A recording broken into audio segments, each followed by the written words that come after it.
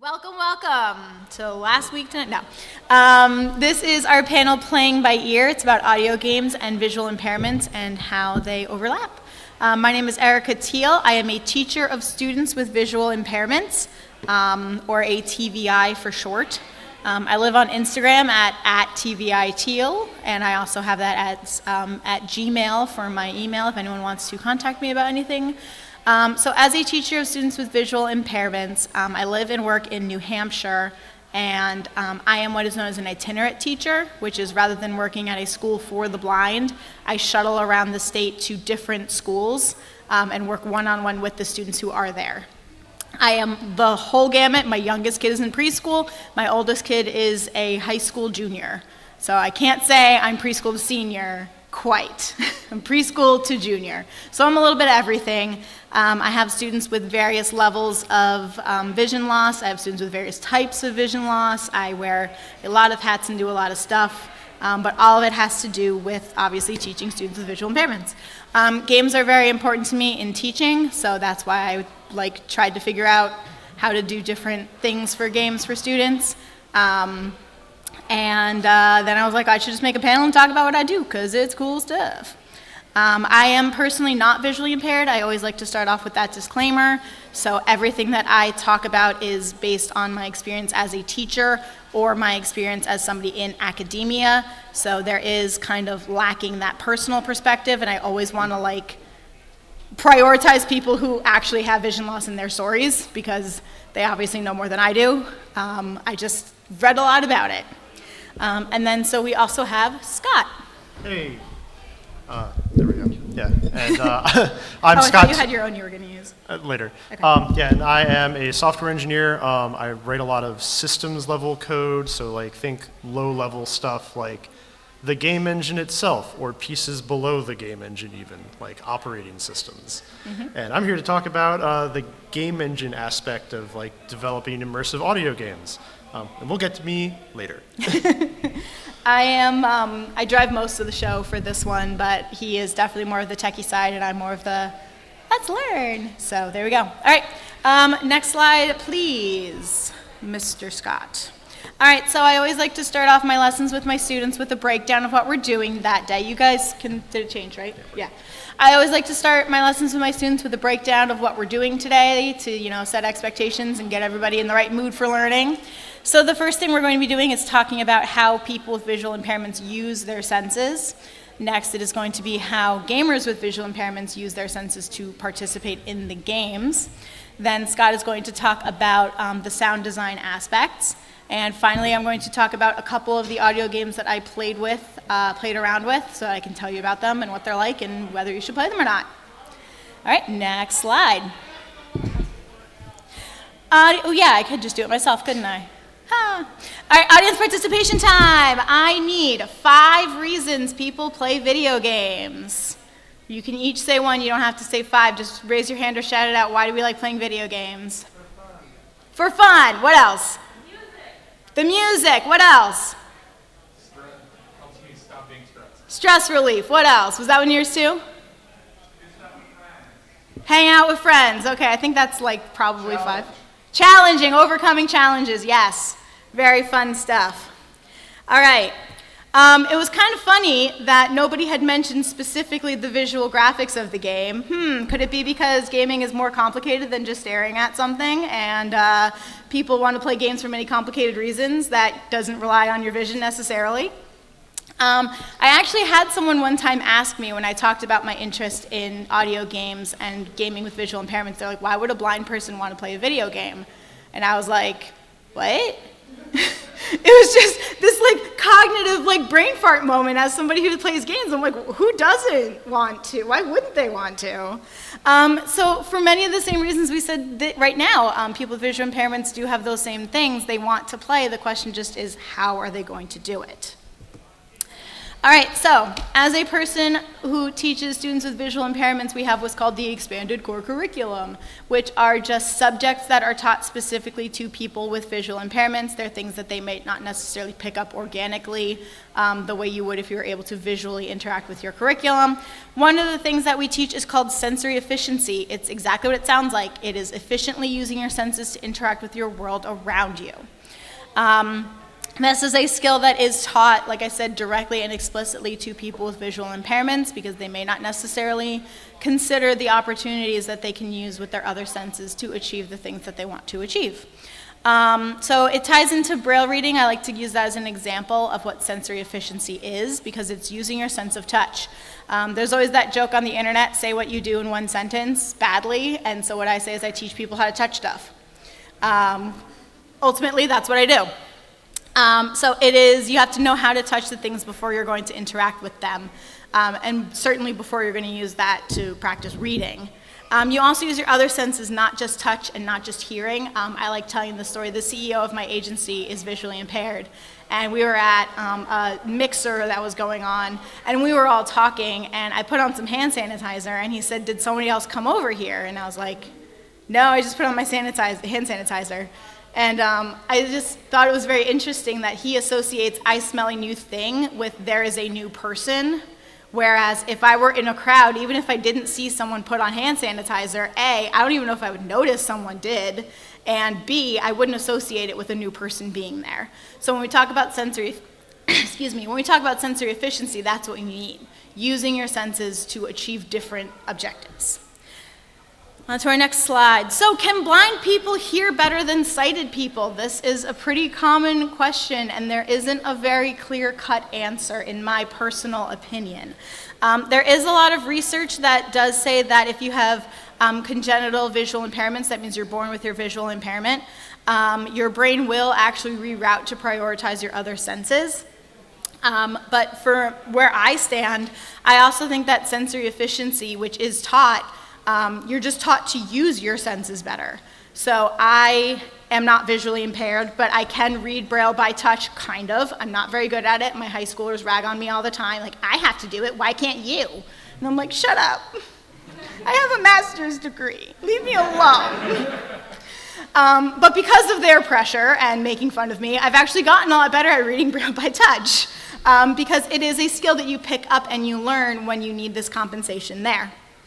So sensory efficiency can help you gain your skills and you can practice, you can get better at these things. So in my opinion, while there is some science, there's also the fact that they can hear better than people without vision because they kind of have to. You know, you get better at it, you practice. If any sighted person just closes their eyes and tries to complete a task, you will figure out ways to use your other senses automatically.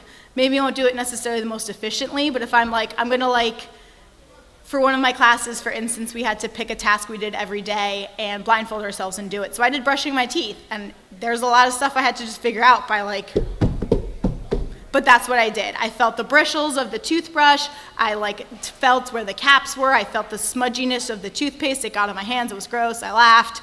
It was a good time. Try brushing your teeth with your eyes closed, it's good for a laugh.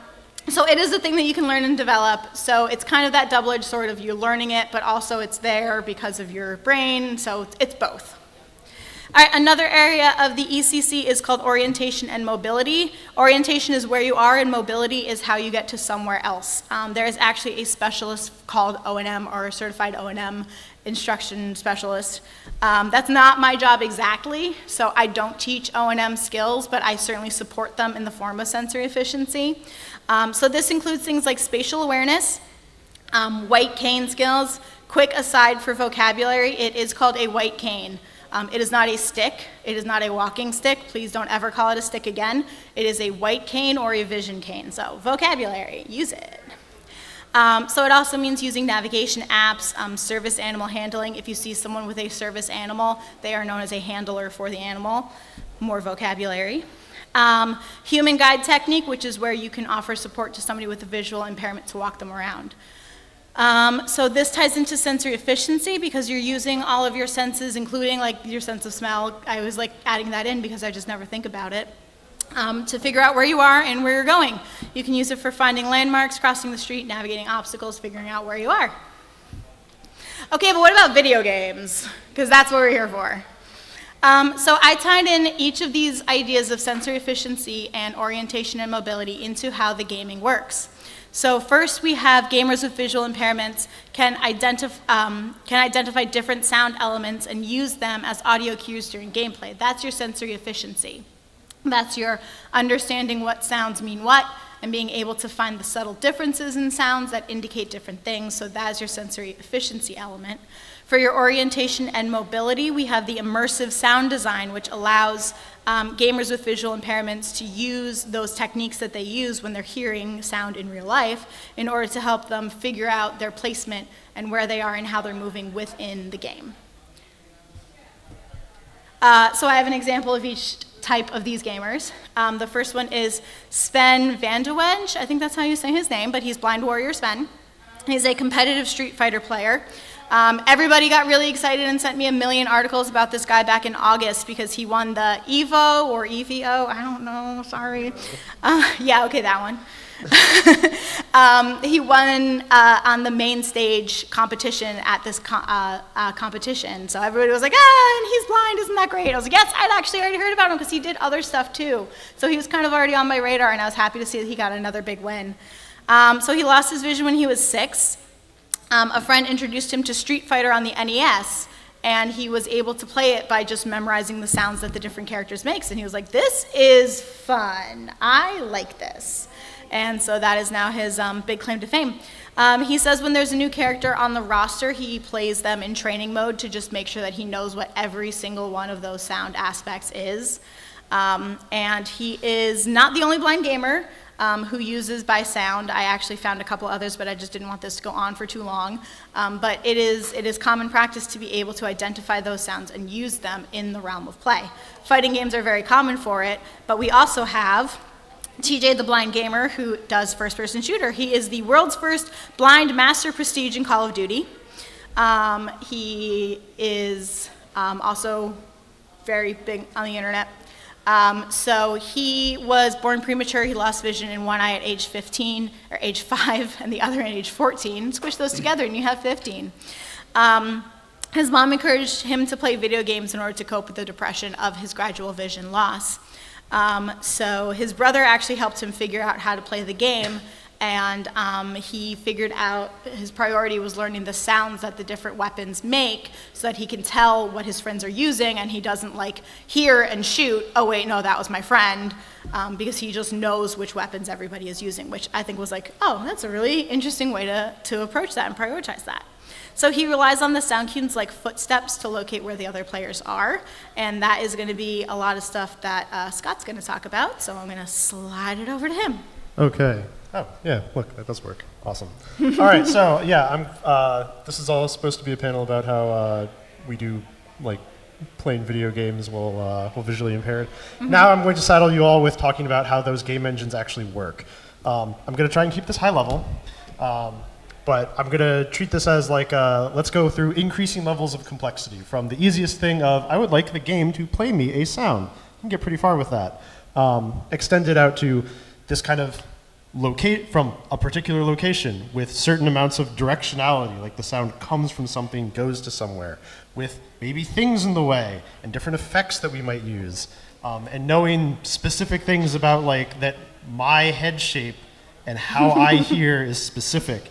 And then I'm going to give you a final piece of like cutting edge research for, forget all of the effects stuff. We have direct simulation of how like sound propagates in a simulation environment. We'll get there. Sound localization is surprisingly complicated. This like sensory efficiency thing is like, the brain is amazing and it's really difficult to actually meet it where it's at. But we can do pretty okay with a couple of basic tricks in our repertoire. Panning, attenuation, and something called occlusion, which is when stuff is in the way between you and a sound. And we're going to go through all of these to start with. Panning is just simple as figure out the angle between your player character and the location of a sound that you're, that's being played. pick a pair of speakers. If you've just got a set of headphones, that's left and right. If you've got surround sound, you've got the front right, back left, back right. And you play a sound louder in one speaker and quieter in the other. There's one gotcha about this that some people will mess up if they're kind of putting together their own game engine, which is if you just kind of do a linear scale where like you make it directly quieter and crossfade into the other channel, it's going to sound weird. Like you're going to hear it loud in the right speaker, and then something's going to move in front of you and get quieter and then louder again. It's an easy way to fix that. Just make sure you check the right box in your game engine. There's a couple of interesting gotchas here, not shown in my little diagrams here. There's only 4 speakers. If you've got a surround sound system, you may notice the center speaker is missing. It's because we don't use it for like localization. We use it for dialogue and other things that you want to come through really clearly. Because our brains are so good at localizing sound, we set aside an entire speaker just for that sort of thing. This does also come with a certain caveat. When we do this type of simulation, we kind of pretend that the speakers are in in a physical space in the game environment.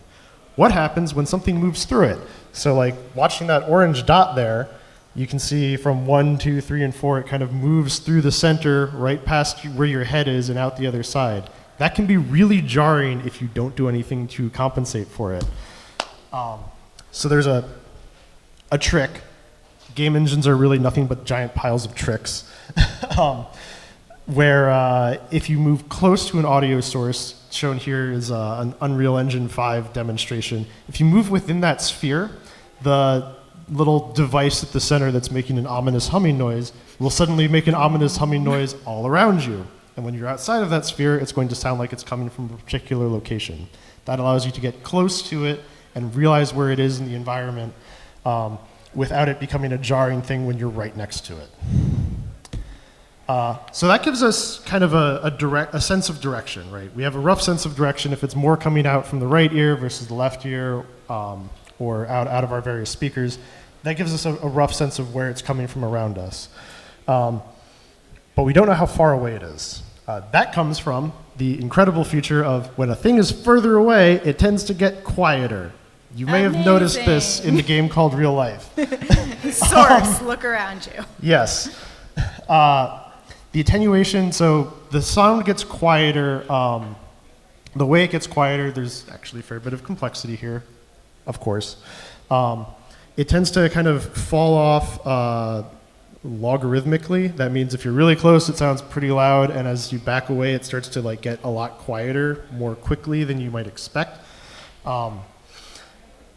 So there's a couple of different curves that people play with for how quickly a sound falls off. One of the things that you also play with here is you may have noticed, again in real life, a high-pitched noise falls off way faster. If you back away from it and like move off to the side, it like drops away real quick. But you can hear that ominous humming from like 3 rooms over. So that's one of the things that a game engine will model for you as you go up the level of how detailed do you want to make your game. And then one of the things that we also play with here with attenuating the sound, making it louder or quieter, is we might actually change how loud things sound depending on a bounding region around it. So like in my upper left corner here, there's an explosion. That's pretty straightforward. No matter what direction you are facing that explosion, it's going to kind of sound the same. If you've got a tube with like the sound of rushing water in it, it'd be kind of weird if the rushing water was only at the center point of the tube. My personal experience, that's not usually how it sounds. So you have to try to shift it around to track with you so it sounds like it's pervasive. Same for rectangles, like if you're in a room, you might want to make it sound like you're in a machine room. You want to make that machinery sound pervasive within the room, and then once you're outside of it, it sounds like there's just a room that makes that noise. Or if you've got loudspeakers, a loudspeaker is kind of directional, right? Like that cone we've got that looks a little bit like a lamp. And you step far outside of it or behind it, you're not really going to hear it nearly as well if you're in front of it. Game designers will also use that for like making announcements or things that want to like draw you into the next spot in the game by letting you hear it, and then once it becomes really loud, you realize you're in the right spot for it. If they're really good, you don't even realize that they're doing this. It just kind of becomes a natural effect as you play through the game. An aside about this, so we've got our sense of directionality. That works well if the sound is coming from a single point. It may be more elaborate than that. If you're dealing with, like, there's a lot of different sounds happening. You're in a battlefield where there's people, like, rushing around. There's sounds of explosions in the background. But you still want to preserve the idea of, like, the explosions are coming kind of from the front, and there's people screaming kind of in the back. Battlefield came up with uses something called ambisonics to achieve this. Looking at that microphone on the left hand here, and compare it with mine. I have a single thing. No matter what direction I rotate this microphone, all kind of sounds the same.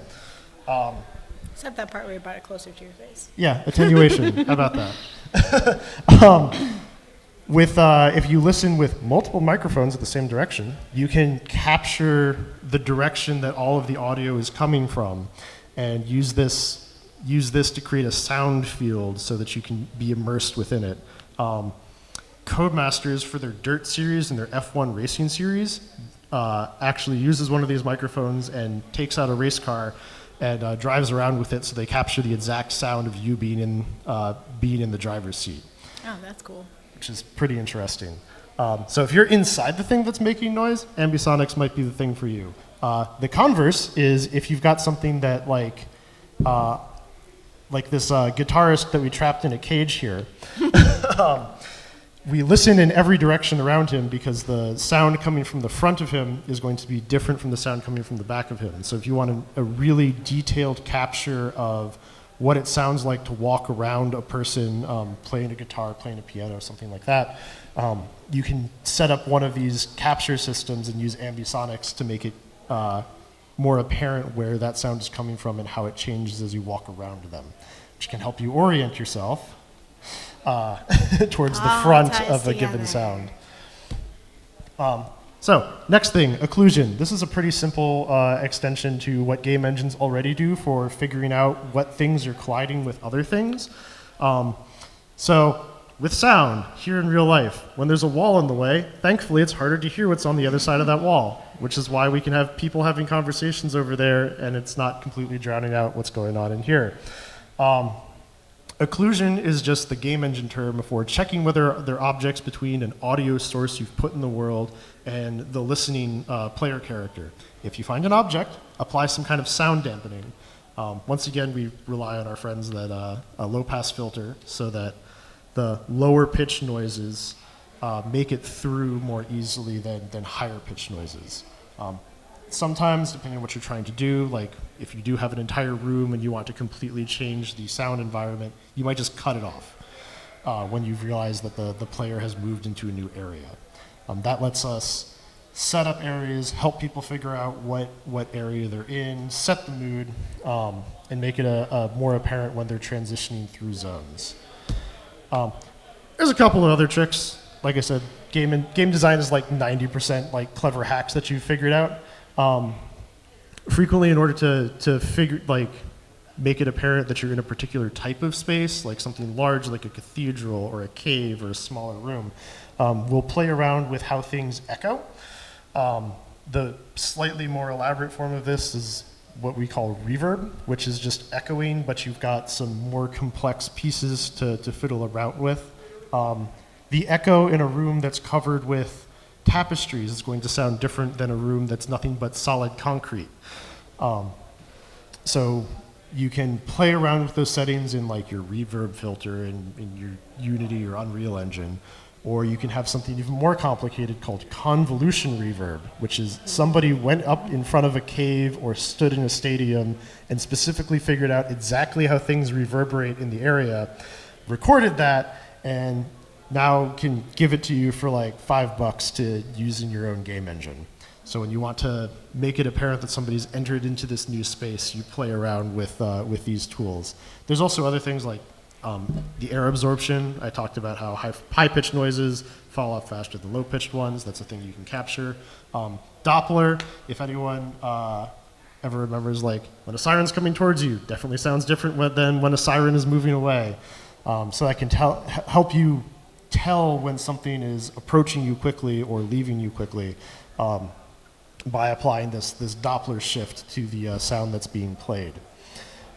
These are all great tricks, and some more advanced. We can get a little more advanced than just relying on these in vague, like panning around through different speakers. If you're wearing headphones, we can kind of do better than that. So the shape of your ear, the shape of your head, your shoulders, the way sound interacts with all of that and bends around your head as it hits your separate ears can give you an idea of whether things are in front of you, behind you, or even above and below you, despite you just kind of only having two ears at the same level. When you carefully model all of this, you produce something called a head-related transfer function.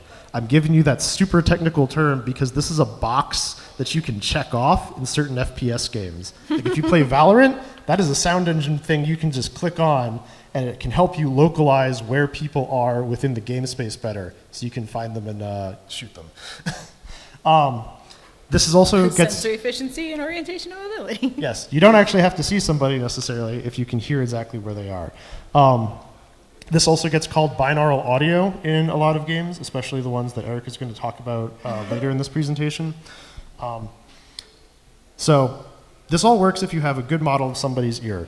It doesn't have to be your ear necessarily. While I was researching this, I just need to share this piece of information. In 1999, four scientists were like, I'm bored. I'm going to change the shape of my ear by gluing something into it and then seeing how that changes how well I localize sound. The answer is initially it screwed up their ability to figure out where sounds were coming from.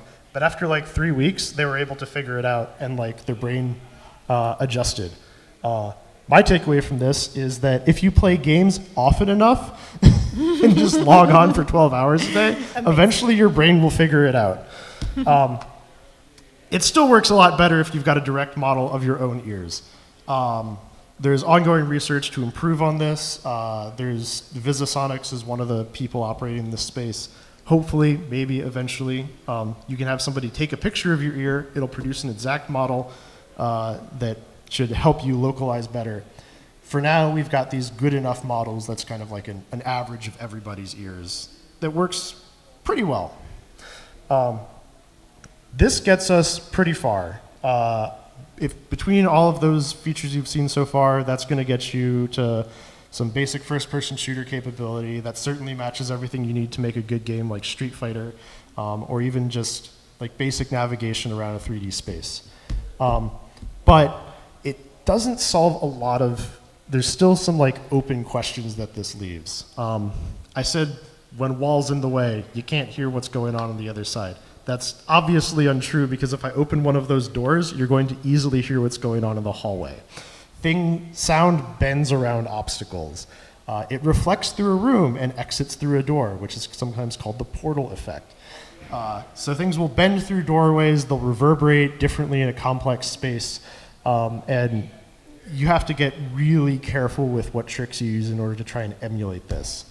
Or you could rely on Microsoft and their multi-million-dollar research project called Project Triton, which is a physical modeling system that has figured out, like, if you know what your game environment is going to look like ahead of time, and you've got a good model of it, you can figure out what the physics of the sound is going to be ahead of time and bake it into your game.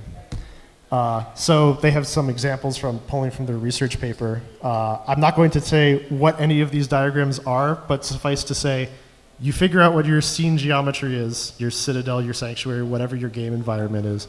You run it through Microsoft's baking algorithm is what they call it. And when it's done baking, you get an output of this set of parameters that it uses in order to drive your sound engine. It does way better than any of the sound effect mechanisms I mentioned so far. So like reverb, the directionality, you don't really need any of those tricks if you've got something like this in your corner. It still works pretty good even if you don't have like the ear modeling portion. It works amazing if you do. I've got a demo from Microsoft put this into Gears of War, Sea of Thieves, and Borderlands 3 so far for sure, and I think it's showing up in more Microsoft Studio games in the future. Let's see if we can hear this. I didn't think to test that ahead of time.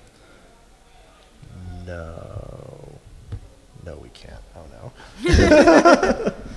I'm not going to try and figure it out. Anyway, moving on. Yeah, we're going to skip for that for now. Suffice to say, what happens is if you're in the large, when you're in the large room, you hear this large echoing space.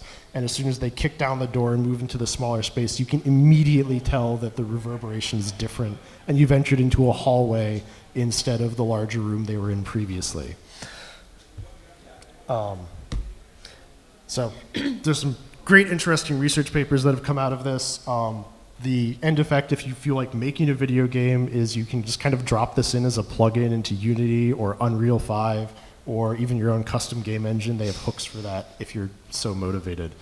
But that's kind of the end of my segment. That's the state of the art and the best you can do. Let's transition over to what audio games exist today. Back to my boring stuff. That was all very, very sciencey, and I'm going to be like, guys, let's play some derpy shoot-'em-up games where you can only hear stuff. So obviously, a lot of these big names, the Microsoft games, are getting this amazing technology worked into them. Last year, I actually did a panel that was about binaural in games and like how it impacts the games too. But we are going to be looking at some stuff that's a little more basic. I have 3 games that I chose to talk about with this. And I'm just going to tell you a little bit about those, and then I'm going to open the floor to if anybody else has ones that they know or they play. I also do have my tablet with me if we want to if we have enough time and people want to like, I don't know what that's like. I could pop in some headphones and we can kind of show a little bit. We'll see how we're feeling when we're done. All right, so the first game is called Q9 Action Game. I'm a little mad about how dumb that title is, but that is what it is called. I did not design it. So the premise is that you crash landed. So none of these guys are going to have pictures because all of the gameplays are a blank screen. There is 0 visual content. This isn't even like, oh, there's some, but you're listening. Like, no, if I open any of these games, it is just a blank screen. So there's no pictures. Also, I hate making PowerPoints, so I don't put pictures in them. I say it's because it's more accessible, but really I just don't like putting pictures in PowerPoints. Anyway, so this one can be downloaded on the PC. It's a 2D platformer where you're kind of going around. Things are approaching you, monstrous sounds getting closer to you. You have weapons. There's like a sling, a club, and something else, and they make different sounds. And there's a sound when you toggle them, so you know what you're using as you fight these things that are nearing you and make your way in the environment. It's all based on keyboard commands. I forget what they all are, and when I sucked and failed at this game really badly, I decided to watch somebody who's good at it play it, and I realized there were a lot of key commands that I didn't know were there. So I was like, well, that's probably also a factor in why I'm so bad at this. So it is all done with different keyboard commands, different keys having different things. What I liked about it was that the environmental elements had different sounds. Like you're walking along and it'll be rustling sounds, and when you get towards a cliff, there's like a different sound to be like, hey, you're about to go over a cliff, you better stop and think about what you're doing. So the environment gives you the cues for what you're doing. So it was very fun. So I tie this one a lot to the sensory efficiency sides of things because there are a lot of different sounds that this game makes, and when you're thrown in, you have to figure out, like I said, like I didn't know what that whoosh sound was until I kept getting the you fell off a cliff sound and was like, okay, that's the sound for you're about to fall off a cliff. Let's go, picking it up, learning as we go. It was kind of fun going in without knowing the different stuff to just kind of see like, oh, I hear something rumbling. Now it sounds like it's roaring. Now it sounds like it's close. So it was very, very fun. It did not require headphones, which the other 2 that I'm going to talk about do, because it is not the immersive soundscape. So it is just different sounds as you're playing along. It's very fun. All these games are also free to download and play, so there's no money barrier. You can just go and download it and have a good time. Or just look up somebody else playing it, because that's what I did, and I was like, wow, you're actually good, so I actually know what this game's about now. All right, so the next one is a Blind Legend. This one is super fun. This is the one I love telling everybody about. It was the first audio game I ever played. You are Edward Blake, a blind knight. Your wife gets kidnapped. You have to save her. So you are led by your daughter, Louise, who will, when you're playing the game, it is just a blank screen with a compass in the middle, like a circle with directions, not like a literal compass. But for moving forward, you have to slide yourself forward. For moving back, you have to slide yourself back. So Louise will be commenting like, I'm over here, come on, hurry up, follow me, this is where I am, come closer to your left, watch out. As she's saying these cues, you know how you're supposed to interact with your environment. The beginning tutorial is you're in like a crowded shop, like a marketplace, and you have to like find her. She's like, I'm by the fountain, so you have to figure out where the fountain is. And then it's like, Dad, come on, let's go over here. And it's like, you don't know where here is, so you just have to keep figuring out voice on her voice. So it's very, very fun to figure out. And then it gets very exciting because there is action. There's gestures for swiping to block things that are coming towards you, and for things to attack back. There's a different swipe gesture.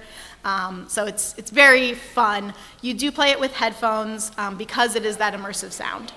So this one relies a lot on those orientation and mobility things that I was talking about, where things will be on your left, things will be on your right, things will be coming closer, things will be moving farther away.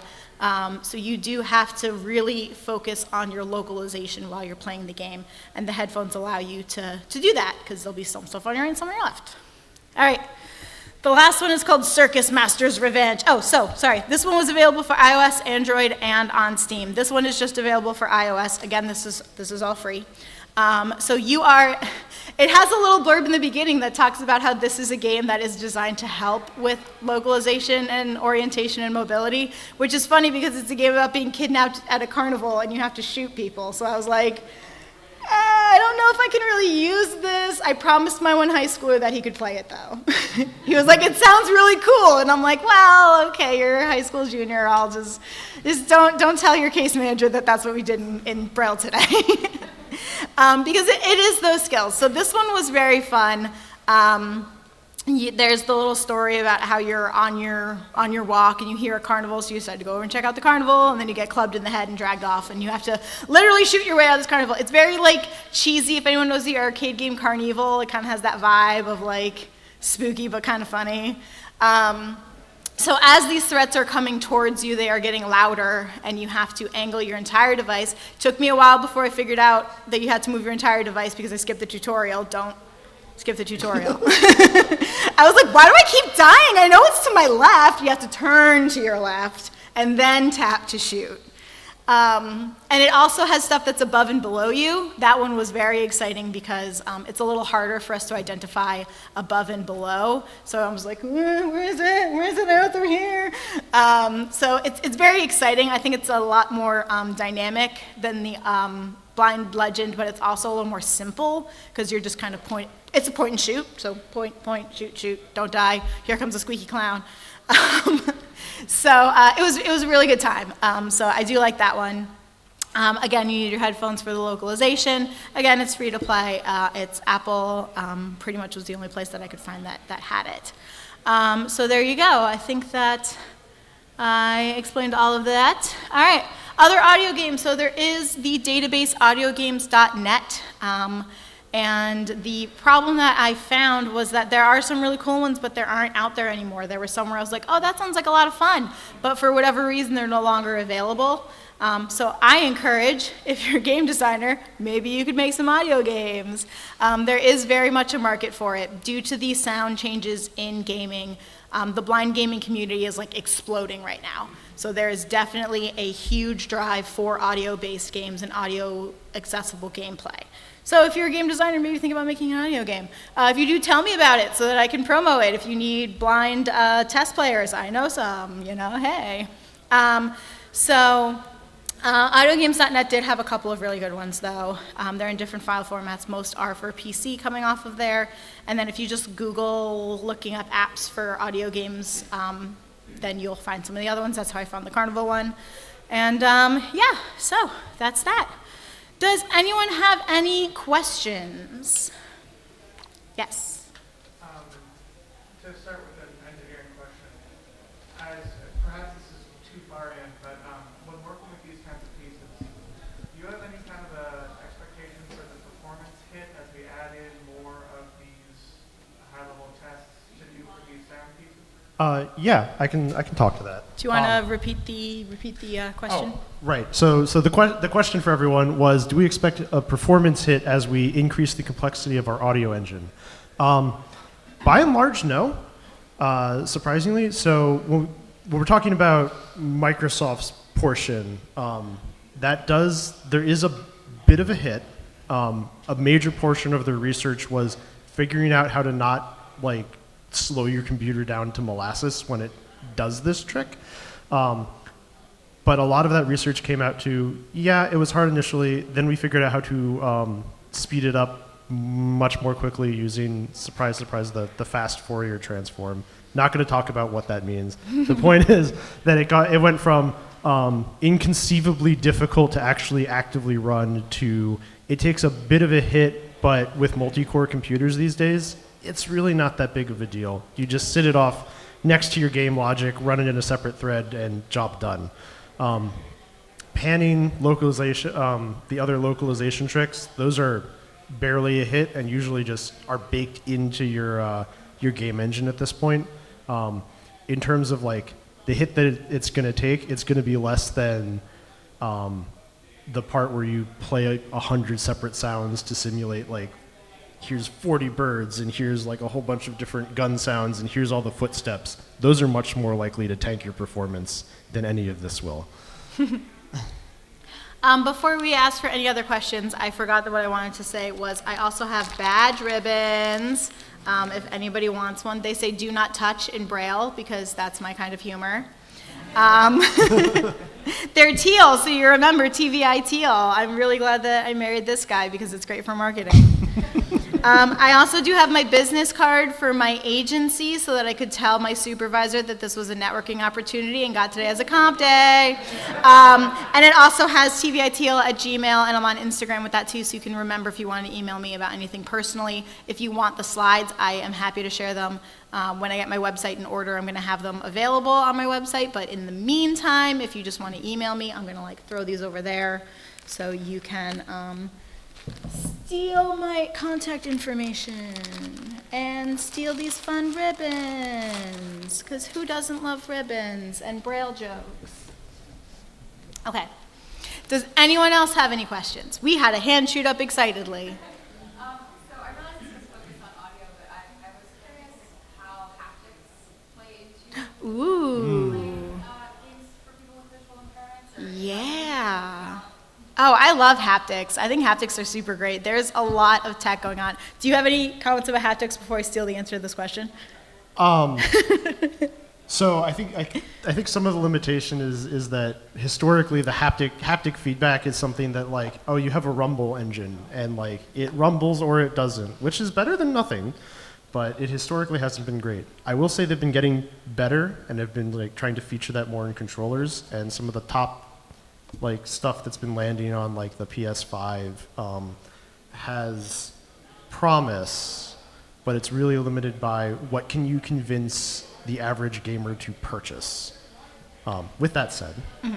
So I can't speak too much for gaming itself, but haptics is very much, from a TVI perspective, haptics is very much something that's being explored for sensory experiences with people with visual impairments. There's actually one of the white canes that they have out there is haptic based. There's sensors in it, so while you are feeling around to feel for the edge of the curb, if there's an obstacle or something like that, it will actually buzz so that you can feel like there is a problem that you need to be very aware of. And there was also a really cool thing that I saw that was a pair of gloves that had haptic feedback where you could move it around an object and it would essentially produce the sense of the object being there through the haptic gloves so that you can explore your environment more efficiently because you'll be able to tell when you get close to stuff. It was a little bit sci-fi speculative, we're not sure how we're going to apply it, but if you look into the stuff that they're doing for haptics with people with visual impairments, there's a lot of cool stuff going on. I will also say, speaking to the tech portion again,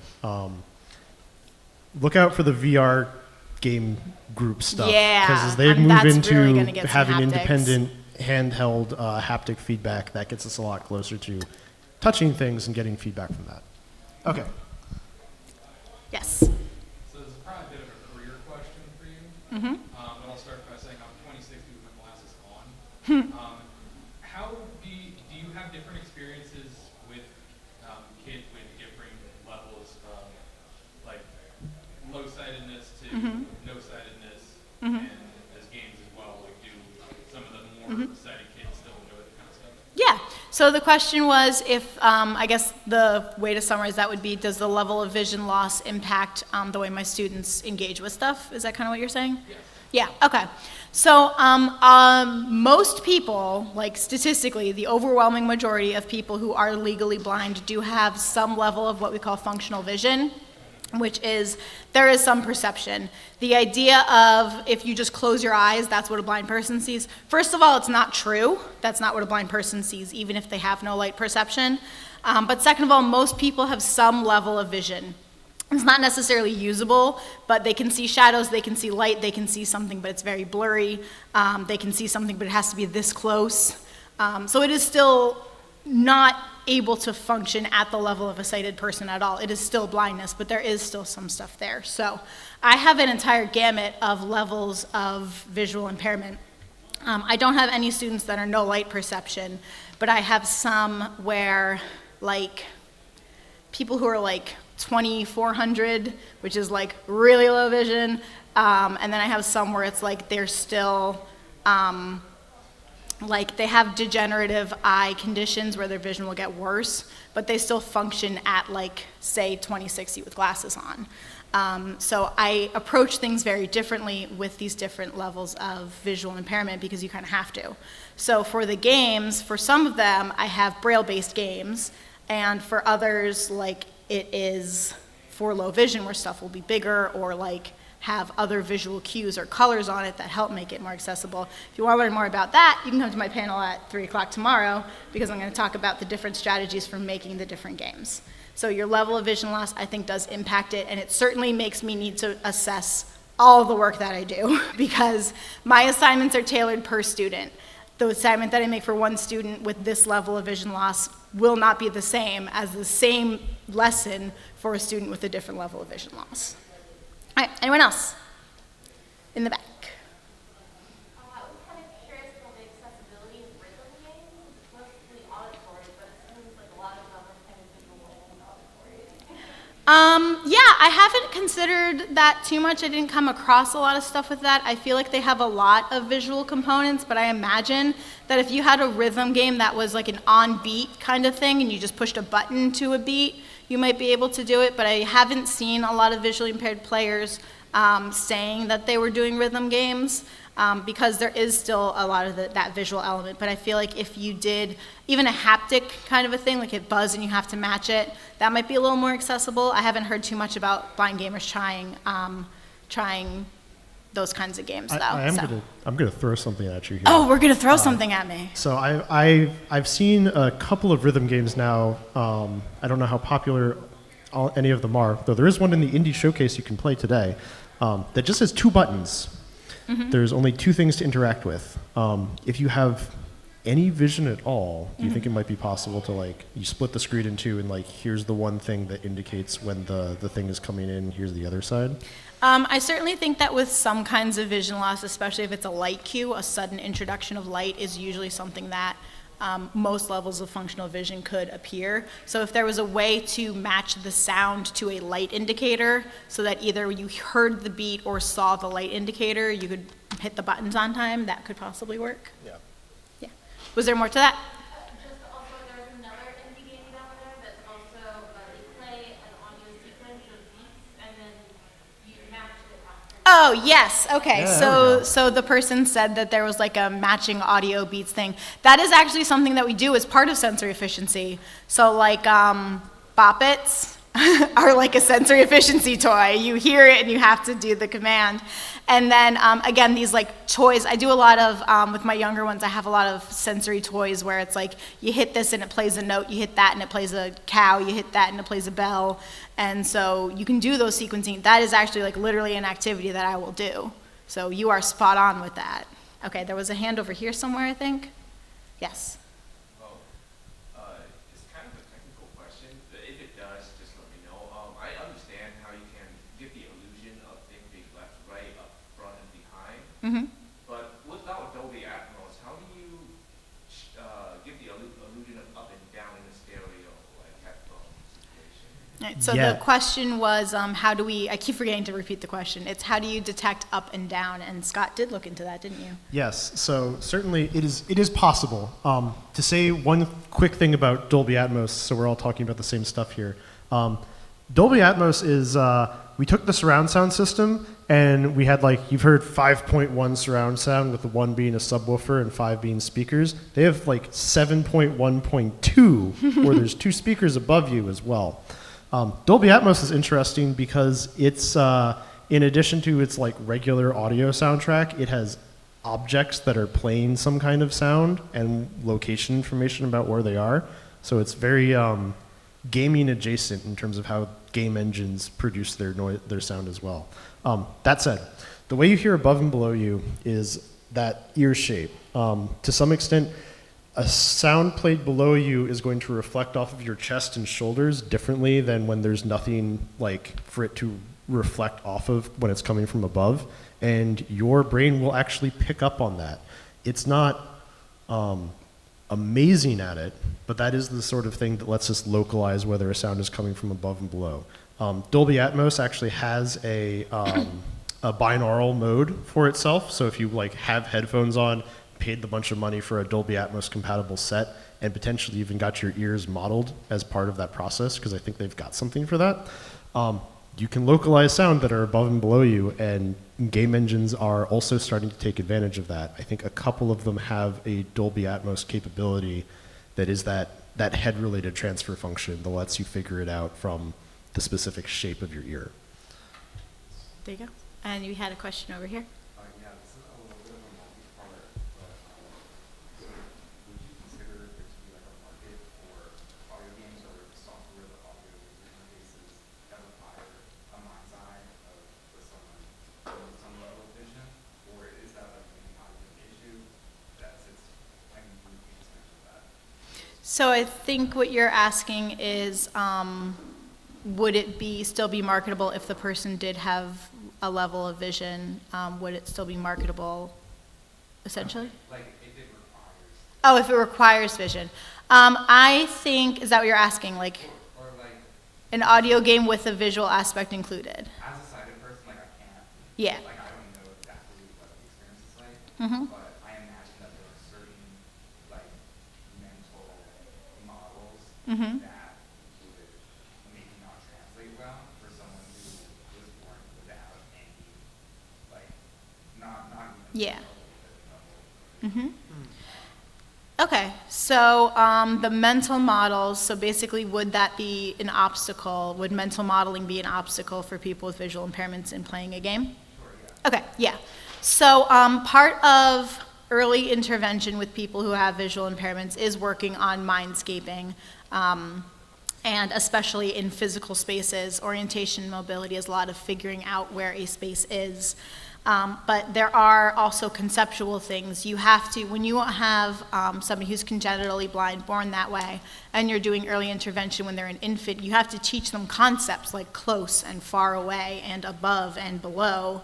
And so you do have to help them to create these kind of mindscapes. So it isn't like completely cut off to somebody with a visual impairment. So it is still very possible to kind of have a game that has these things that someone with no vision or low vision would understand more conceptually than literally. Okay, was there another part of that or no? Yeah. Do you know if any or like a market or just any existing games for reality So there are text-based games that pair with screen readers, and if it pairs with a screen reader, it can pair with a Braille display. So there can be text-based games that you can read with Braille. And there are a couple of games that are like for teaching Braille. If you're interested in any of those, if you look up Accessibyte, B-Y-T-E, they have some fun, like learn how to read Braille and stuff. Those are ones that I use a lot with my kids. All right, were there other questions? In the front. So I imagine it could get jumbled if you have too much audio playing at the same time. But I'm also thinking about, thinking like a lot of higher end games, they will have sophisticated voice acting, they will have sophisticated music composition, and sound design for just the environment you're navigating. Do a lot of these audio games feature complex voice acting? Do they feature music in addition to the sound cues for moving here, moving there, doing this, doing that? So the question is, do the games involve these extra additional components, and basically how invested does the soundscape have to be, I think. For the games that I gave here as examples, a lot of them were pretty simple. A weird thing I liked about the carnival one is that they're all like goofy carnival voices, so they are very distinct. Like, you know exactly who is talking to you because the ringleader sounds like this and this guy sounds like this. So it's very dynamic and very easy to be like, oh, it's that guy. So it can be done, but it can be tricky. It is harder to tell voices apart than people think it is. Like, people are like, oh, I have a different voice sound than my friend, so if I'm talking to a blind person, they'll be able to tell us apart. Like, odds are it's going to take them a while before they pick up on that. So it can get a little tricky with some of these voices to get yourself used to it, but having very distinct voices and having very distinct sounds makes it a lot easier. Is that good? More of the question? I have one other question, if that's Yes. all right. No, go ahead. So a lot of classical music is built around the idea of, the story is told distinctly through the music. Mm-hmm. Are there any any music-based audio games? Like, I'm thinking like Peter and the Wolf, where you have a very clear. Oh, yeah. Here's the wolf character moving through. Here's Peter, here's the wolf buddy. I haven't found any games like that, but if it did, I would get so excited because that sounds very cool. Repeating the question because I always forget to do it. It was, are there any music-based storytelling style games where like the sound or the specific pieces indicate characters and flow of story? And I haven't found any, but like if you do, email me because that sounds really cool. All right, were there any other questions? All right, so we're looking pretty good. Thank you all for coming. This was a lot of fun. I hope you thought that as well. Again, feel free to take a funny Braille ribbon and my card so you can contact me later with any other questions. And my panel on board games, blindfold board games, is going to be so much fun. I have stuff for you to play with. That's going to be tomorrow at 3, and I believe it's also in this room. All right, thank you all.